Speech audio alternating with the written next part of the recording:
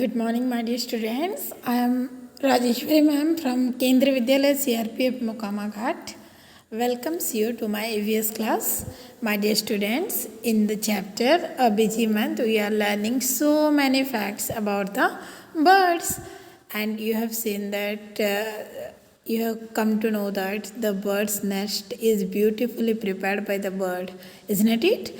And then the birds lay egg on in their nest, and thereafter they sit on the egg for so many days so that a new baby could come out of the egg.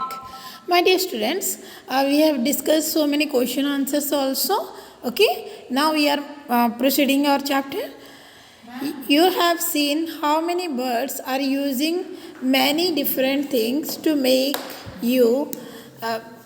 their nest. आपने देखा होगा बहुत सारे birds बहुत सारे चीज़ों से अपना नेस्ट को बनाते हैं. आपने देखा कि वो लोग ट्विग्स, थिन ट्विग्स के द्वारा, cotton, clothes, hair, wire, dry leaves, इसके द्वारा अपना नेस्ट को, अपना घोंसला बनाते हैं.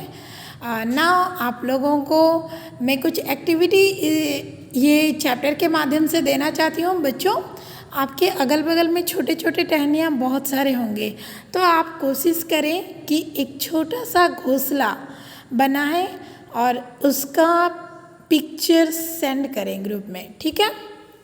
पिछले साल जब मैं क्लास 4 में ईवीएस पढ़ा रही थी तो बच्चे नारियल का जो खोल होती है उससे बहुत सुंदर सुंदर घोंसला बनाए थे और उसमें आटे को गोल गोल बनाकर वो एग भी प्रिपेयर किए थे. ओके, सो ये बहुत सारे एक्टिविटीज़ उन्होंने किया था. तो मैं आपसे भी उम्मीद रखती हूँ बच्चों कि आप भी ये सब एक्टिविटीज़ करें. आपको बहुत अच्छा लगेगा. You will feel very participative in your class. Okay, now see, now use some of these things to make a nest. Make a small paper bird to put it in your nest. आप paper में एक bird बना सकते हैं. Paper में bird बनाइए, या फिर आपके घर में अगर प्लास्टिक के खिलौने, बर्ड वाले खिलौने अगर उपलब्ध है तो उसको वो नेस्ट में रखिए और एक फ़ोटो खींचकर हमें ग्रुप में सेंड करें ताकि ये एक्टिविटीज़ हम आरओ तक फॉरवर्ड कर सकें और आपके अंदर का जो हुनर है वो हम सबके सामने रख सकें, प्रस्तुत कर सकें.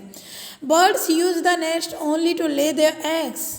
क्या आपको पता है कि बर्ड्स अपना जो नेस्ट बनाते हैं, वो अपना घोंसला जो बनाते हैं, केवल अंडे देने के लिए और अंडे से चूजे को दुनिया में लाने के लिए वो अपना घोंसला बनाते हैं.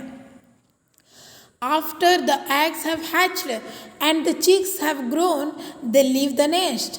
जैसे ही अंडों में से चूजे बाहर आ जाते हैं और वो उड़ने के लायक हो जाते हैं और वो थोड़ा बहुत ग्रोन हो जाते हैं. ग्रोन यानी कि थोड़ा बहुत बड़े हो जाते हैं. जब वो अपने पंख से आसमान में, खुले आसमान में उड़ने लगते हैं ना, तो वो अपना घोंसला छोड़ देते हैं. They leave the nest. Imagine how it would be if we also had to leave our homes as soon as we learned how to walk and talk. जरा सोचिए, जैसे कि पक्षी के पंख लग जाते हैं तो वो अपना घोंसला छोड़कर वो खुले आसमान में उड़ने लगते हैं. ज़रा अपने बारे में भी सोचो. अगर आपको हमारी जो सोसाइटी का नियम कुछ इस तरह होता कि जब बच्चा चलना सीख लेता है और बोलना सीख लेता है, उसको घर से विदा कर दी जाती, तो कितना आपको क्या महसूस होता? आप बहुत दुखी हो जाते हैं ना. हमें अपना परिवार, देखो बच्चों, हम लोग सोशल बीइंग होते हैं. मतलब हमें अपना परिवार, अपने समाज चाहिए ही चाहिए, है ना. समाज के बिना, परिवार के बिना हमें बिल्कुल अच्छा नहीं लगता है. और पर्टिकुलरली घर में मम्मी पापा और अपने फैमिली मेम्बर्स को देखे बिना आप लोगों को बहुत ही दुख लगेगी, है ना. After they leave their nest, different kinds of birds live at different places. Some on trees, some on near or on the water, and some on the land. जैसे ही वो अपना घोंसला छोड़ देते हैं, कुछ बर्ड्स डिफरेंट डिफरेंट जगह में रहने लगते हैं। कोई कोई ट्री में रहने लगते हैं, तो कोई कोई पानी के ऊपर पानी में रहने लगते हैं, और कोई कोई ऐसे ही लैंड में यानी कि ज़मीन पर रहने लगते हैं।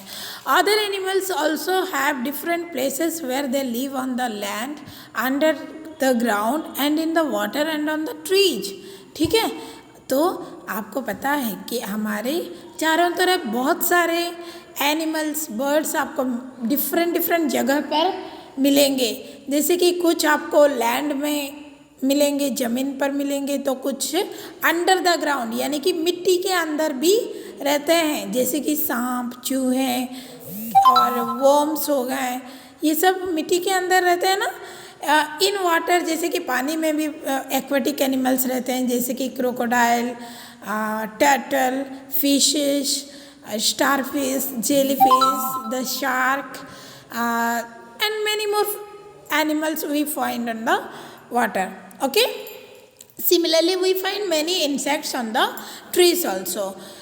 Make the groups in the class. Each child must draw a picture of an animal and color it.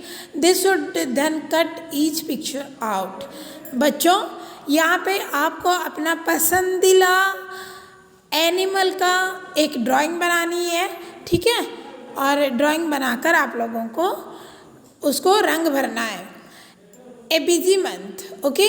अभी देखिए, children in one group will cut out the pictures of the animals live on the land. They should then draw soil, grass, some trees on the chart paper and stick the pictures of the land animals at the correct place on the chart. The second group will cut out the pictures of the animals that lives in the water. Then they should color a chart paper blue to show water, and then also draw the water plants and stones. Then should stick the pictures of the animals that live in the water.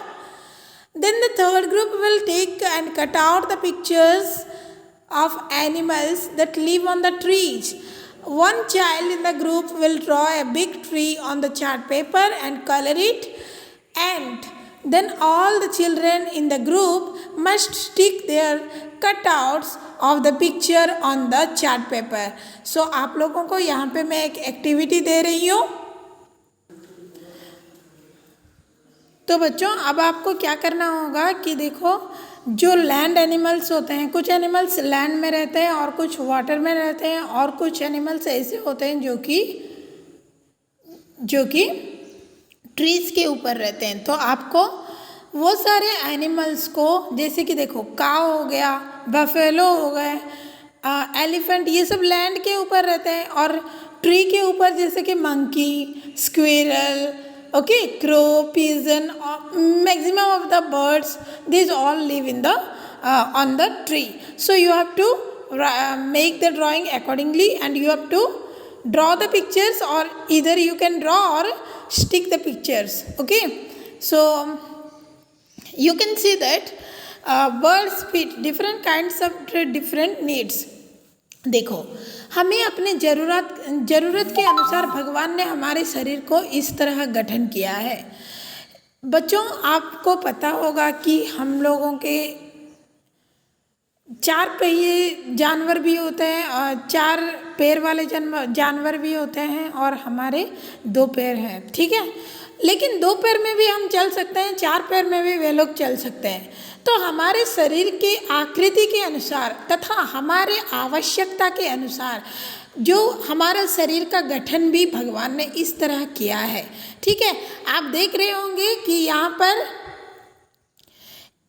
पे देखो बच्चों, ये पक्षी जैसे कि पानी में तैरते हैं, तो इनका शरीर का जो पैर है, पैर का जो हिस्सा को देखो, यहाँ पे एक हल्का सा पॉलीथीन जैसे एक लेयर है, ठीक है, जिसके द्वारा वो पानी में तैर सकते हैं।